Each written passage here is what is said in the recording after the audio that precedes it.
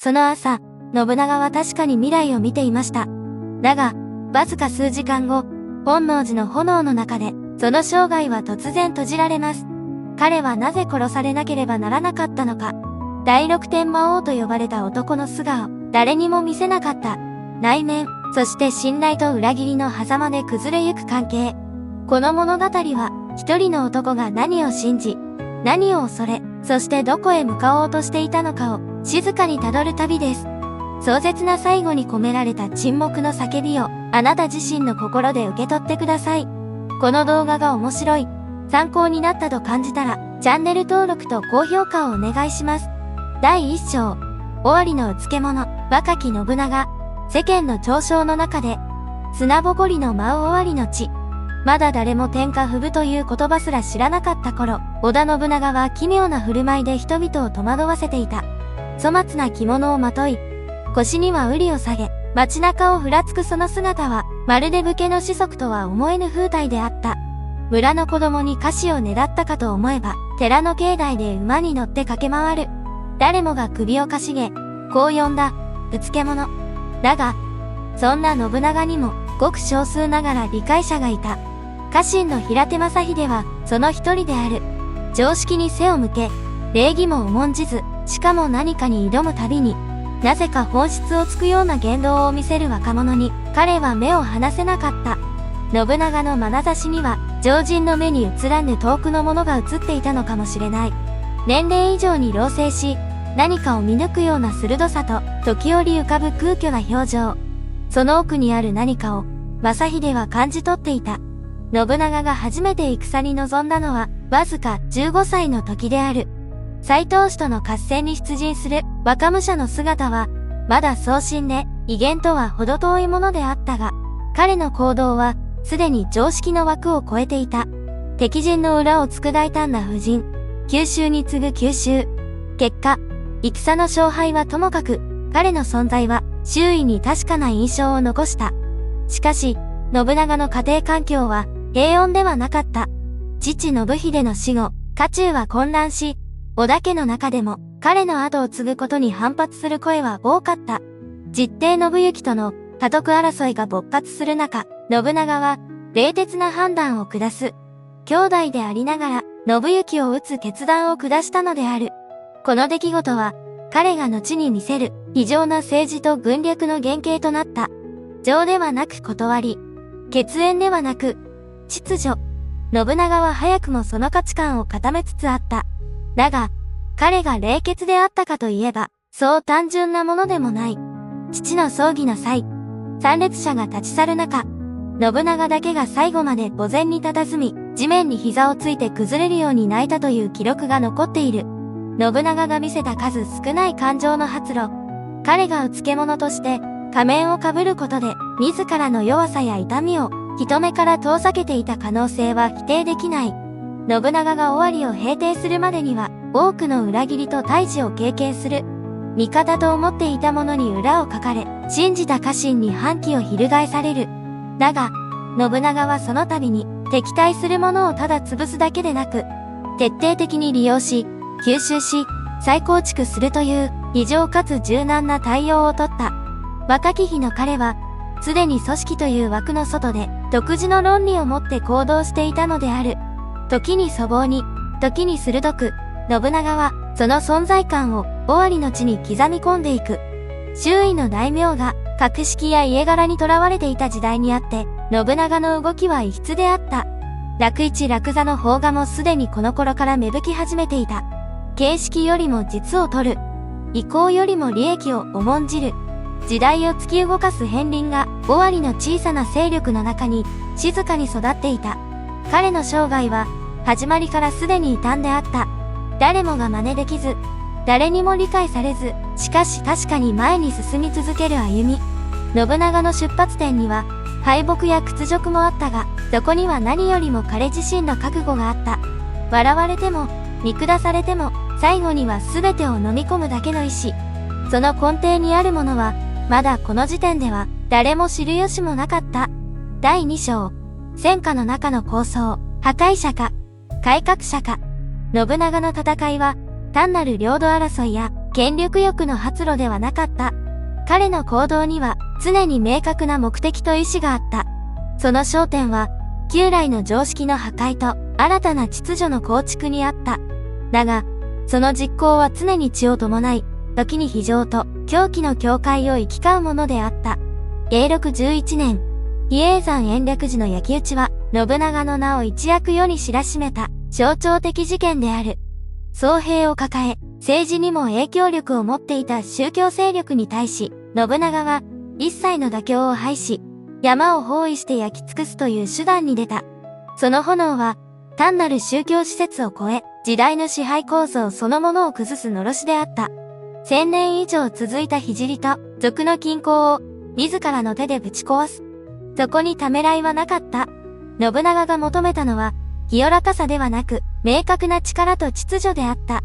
この焼き討ちは、人々に強烈な恐怖と敬意を植え付けた。同時に、彼の本質を見誤った者も多かった。信長が破壊を選ぶとき、それは目的のない暴力ではない。彼が破壊したのは、すでに腐敗し、機能を失った構造であり、その上に新たな価値を築くための必然だった。延暦寺に対する徹底攻撃は、その先にある時代の地ならしだったのである。信長の改革は、経済の領域にも及んでいた。楽市楽座の導入は、特権階層の経済支配を打破し、庶民にも商売の自由を与える、画期的な政策である。市場から税を取り除き、誰でも商売ができる環境を整備することで、城下町は活性化し、経済の血流が変わった。流通の自由化は、次第に民の意識にも影響を与え、上から支配されるという受動的なあり方を変え始めていた。さらに信長は、キリスト教の布教を黙認し、宣教師との接触を通じて、海外の文物や知識を積極的に取り入れた。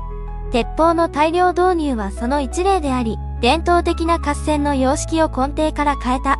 長篠の戦いでは、鉄砲三段撃ちという革新的戦術を用いて、武田軍の騎馬隊を打ち破った。この勝利は、武力の象徴であった騎馬武者の時代に、終止符を打ち、機動力と合理性を重視する新たな軍政の幕開けを告げるものであった。だが、こうした改革の一つ一つは、信長を常識から逸脱した存在として際立たせることにもなった。彼が目指したものは、誰も見たことのない未来であり、そこに至る道は、理解よりも誤解を生みやすい。従来の価値観に生きる者たちにとって、信長の行動は、時に暴虐であり、神をも恐れぬ愚行に移った。それでも彼は歩みを止めなかった。信長にとって、躊躇や遠慮は敵であった。思考よりも決断、迷いよりも行動、冷徹な判断を下し続ける、その姿勢の裏には、強烈な孤独があった。誰にも理解されずとも、自らの構想だけを信じて突き、進む。そこには、恐怖や葛藤を押し殺した者だけが持つ、澄んだ視線があった。信長の言葉で臆病者は、常に死ぬ理由を探すというものがある。これは、何かを変えようとする者に向けた、自戒のようでもある。時代の重圧を真正面から受け止めながらも、自らに妥協しない。それが信長の哲学だった。彼のもとに集う者もまた、異質なものが多かった。秀吉、光秀、柴田勝家、滝川一益、いずれも一筋縄ではいかない人物ばかりである。だが信長は、その異質を受け入れ、使いこなす器を持っていた。差異あるものを見出し、徹底的に能力で評価し、情や形式を排する。その合理性は、後の戦国政権のあり方を根本から変えていく。旧世界を終わらせるために、自らの手を血で染めながらも、その奥で新しい秩序を見つめていた構想者である。その視線の先には、誰も知らない日本の形があった。第三章、光秀という鏡、信長が映したもの、見落としたもの。明智光秀との出会いは、信長にとって戦略以上の意味を持っていた。才知に優れ、教養に富み、礼節をわきまえた光秀は、乱世の中で異彩を放っていた。信長の家臣の中でも、彼ほど冷静に物事を分析し、実行に移せる者はそう多くはなかった。やがて二人の関係は、主従という枠を超え、互いの真相に踏み込むような濃密さを帯びていく。信長が光秀を重用し始めたのは、比叡山焼き討ち以後のことである。荒々しさと決断力で周囲を牽引する信長に対し、光秀は計画性と慎重さで支えを果たした。畿内平定、将軍足利義昭の擁立、丹波攻略など、多くの局面で光秀は重要な任務を任され、その都度成果を上げていく。とりわけ、朝廷との交渉や民政の整備など、粗暴な印象の強い信長には手が回らぬ部分を光秀は静かに補っていた。だがその信頼関係はやがて奇妙な緊張感をはらみ始める。信長が好んだのは自己をさらけ出すものであり、裸の感情でぶつかってくる部下であった。秀吉や前田利家などどこか野生味のある人間に対し信長は強い愛着を抱いた。一方で光秀はいつも抑制的でどこか距離をとっていた。言葉も所作も洗練されてはいたが、その奥にあるものが見えづらかった。信長は彼のそうした姿に無意識のうちに不安を覚えていたのかもしれない。信長の言葉にはしばしば鋭さと毒が混じる。それは感情ではなく、組織を滑る者としての戦略的な言動であった。だが、光秀にとってその言葉は時に人格そのものへの否定にも感じられた。交渉が偏り、働きが正当に評価されぬと感じることもあった。丹波攻略という大任を果たした後の冷遇や、与力として配置された武将たちとの関係悪化など、小さな不満が幾重にも積み重なっていく。本能寺の変のわずか数日前、信長は光秀に対し、備中高松城攻めに向かう羽柴秀吉の支援を命じている。突然の命令変更に、光秀は動揺した。丹波から山陰へ、そして突如として西へ。彼の兵は疲弊し、補給も整わぬままに長距離行軍を強いられることになる。この命令が光秀の精神に何を刻んだのか、それを断定する術はない。ただ、この時期から彼の中に何かが静かに変わり始めていたことは確かである。光秀が最も強く反応したのは断りの破綻であったとも言われる。信長が推し進める変革の中には理想もあったが、無慈悲な側面もあった。敵対する者を見せしめに処刑し、味方であっても失敗すれば容赦なく排除する。その非情さが、かつては合理性と映っていた光秀の目に、やがて傲慢として映るようになったとしても、不思議ではない。それでも、信長は光秀に対する信を解いてはいなかった。本能寺へ向かう直前、信長はわずかな友の実を連れ、極めて無防備な状態で京に入っている。そこに、光秀が謀反を起こす可能性を想定していた痕跡は見られない。つまり信長は、最後の最後まで、光秀の裏切りを想像していなかった。これは彼の油断ではなく、信頼の証であり、ある種の盲信であったのかもしれない。信長と光秀、二人の関係は、鏡合わせのような側面を持つ。信長の苛烈さと、光秀の沈着、破壊と整備、劇場と理性、互いに足りないものを補い合う理想的な主従関係は、やがてその違いによって断絶へと至る。互いに向き合った時間の深さだけが、その廃反をより劇的にした。信長は光秀を理解していたのか、それとも、ただ利用していただけなのか。そして光秀は、信長の未来に、自らが不要になる日を感じ取っていたのか。答えのない問いが、二人の関係の余白に静かに残されている。第4章。炎に消えた夢、本能寺の変。その刹那の風景。天正10年6月2日、今日は静かな朝を迎えていた。早朝の白明に包まれた本能寺には、まだ深い眠りが残っていた。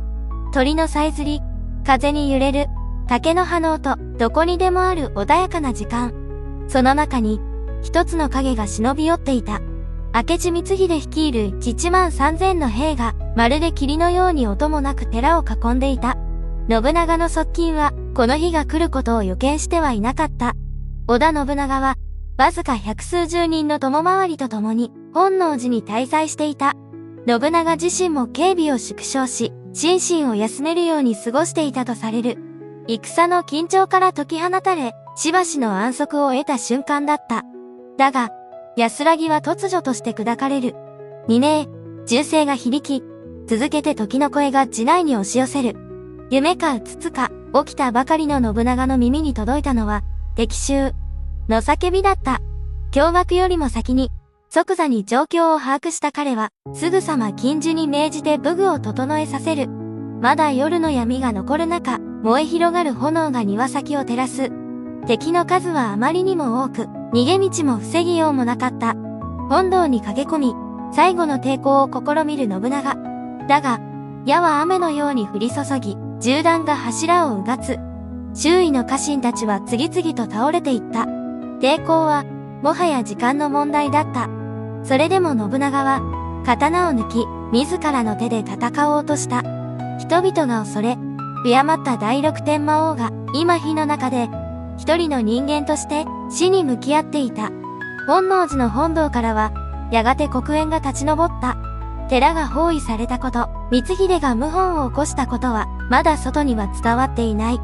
だが、本能寺の中で何が起きていたのかは、誰も語れなかった。信長の最後の姿を見た者は、ほとんど残されなかったからである。最後の瞬間、信長はどう感じていたのか。それを示す記録は極めて少ない。ただ一つ、是非に及ばずという言葉だけが彼の口から発せられたと伝わる。運命を悔いることも、嘆くこともなく、ただ淡々と全てを受け入れる姿勢。その言葉は、彼の生き様の凝縮であり、静かな覚悟の表れだった。寺が炎に包まれる中、信長は自らに火を放ち、その身を焼いたとも、あるいは、打ち果てて果てたとも伝えられる。だが、確かなのは、彼が最後まで逃げようとせず、自らの終わりに立ち向かったという事実である。火に包まれたその姿を、誰も正確には記憶していない。それでも人々の心には、炎の中に立つ男の残像だけが深く刻まれた。その後、炎が静まった本能寺には、ただ焼け落ちた柱と瓦礫が残された。信長の遺体は発見されなかったという。その事実は、やがて信長生存説すら呼び起こすが、真偽を確かめる術はない。だが、それは信長という存在の輪郭を、より神秘的に、より劇的にしていった。この時、天下は文字通り空白となった。後継者も、体制も整わぬまま、突如として指導者を失った政権は、動揺と混乱に包まれる。誰もが信長の死を受け入れられず、受け入れたくなかった。人々が心のどこかで抱いていた信長は、不滅であるという幻想。それが、あまりにもあっけない終焉によって崩れ去った。信長の死は、ただの権力者の終焉ではなかった。それは一つの時代そのものの終わりだった。破壊と創造、冷酷と理想、孤独と信頼、信長という存在が内包していた数々の対立が、炎の中で消化し、静かに消えていった。本能寺の変。それは日本史の中でも最も劇的で、最も謎に満ちた瞬間である。そして、その中心にいた男の姿は、今なお語り継がれ、時代を超えて心を打ち続けている。第5章、なぜ信長は殺されたのか、誰も語れなかった恐れの正体。本能寺の変、それは突発的な反逆だったのか、あるいは必然に向かって積み重ねられてきた静かな引き金だったのか。明智光秀が信長に刃を向けた理由は、今なお、多くの説が並び立ち、確証を得るには至っていない。ただ、確かなのは、信長という男があまりにも大きな存在になりすぎていたという事実である。一説には、光秀の個人的な怨恨が挙げられる。丹波攻めの苦労に見合わぬ恩賞、秀吉との比較による評価の不均衡、そして突如命じられた備中への出兵命令。累積する不満は、中心の仮面の下で静かに蓄積されていったという見方だ。さらに、信長による度重なる侮辱的な言葉や、軍議の場でのメンバなどは、光秀の矜持を傷つけたとされる。だが、光秀ほどの人物が個人的感情だけで決起するとは考えづらい。別の視点からは、信長の波動そのものが多くの者にとって脅威であったという推論もある。信長は、従来の大名の枠を超え、宗教、商業、軍事、そして朝廷までも巻き込んだ支配体制を構築しつつあった。その過程で、伝統的な秩序や価値観は容赦なく破壊され、従来の権威者たちは徐々に居場所を失っていった。信長の目指した天下布武とは、単なる軍事統一ではなく、古き制度そのものの刷新であり、言い換えれば革命であった。その革命の先に、自分の立ち位置があるか、明智光秀は、それを見極めたのかもしれない。信長が抱えていた家臣たちは、次第に機能として扱われていた節がある。信長の政治的合理性は冷徹であり、恩義よりも成果、血縁よりも才覚が重んじられた。光秀は、やがて使い捨てられると感じたのではなかったか。冷遇や罵倒は、その兆候に思えたかもしれない。さらに、信長の急速な集権化は、家臣団にとっても脅威だった。中央に権限を集中させることにより、個々の裁量は減少し、主従関係は従属へと変化していく。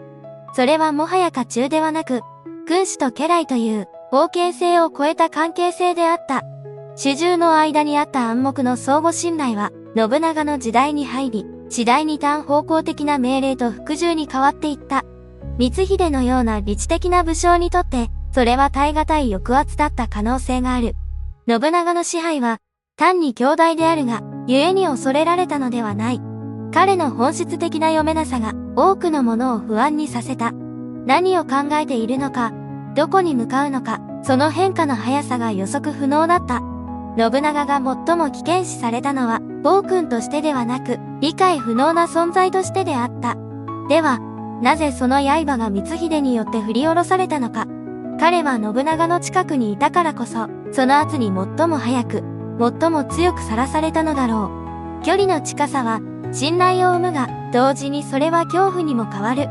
光秀が恐れたのは、信長が築こうとする未来に、自らの居場所がないことだったのかもしれない。あるいは、信長が、自分を必要としなくなる日が、間もなく訪れることを予感していたのかもしれない。そして、光秀が取った行動は、その予感を現実に変えた。ただし、それは希望の目ではなかった。信長を討ち取った後の光秀の行動には、明確な構想も支配の意志も見られない。たった13日で、彼自身もまた、山崎の戦いで秀吉に敗れ、命を落とす。まるで本能寺の変は、個人の意志を超えた歴史の必然が一時的に現れた裂け目であったかのように、あまりにあっけなく幕を閉じた。織田信長は、その死をもって一つの時代を終わらせた。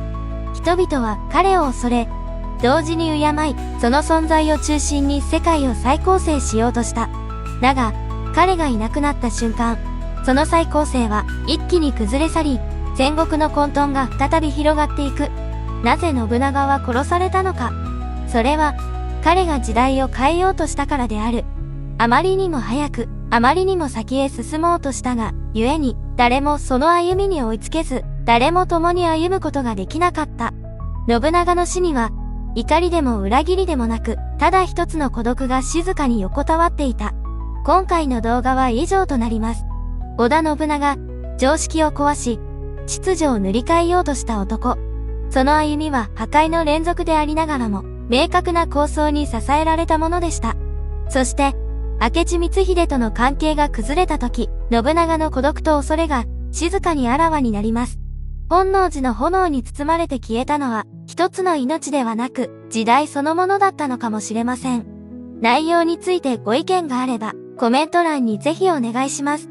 また、高評価やチャンネル登録いただくことが大変励みになりますので、ぜひともよろしくお願いします。それでは、またお会いしましょう。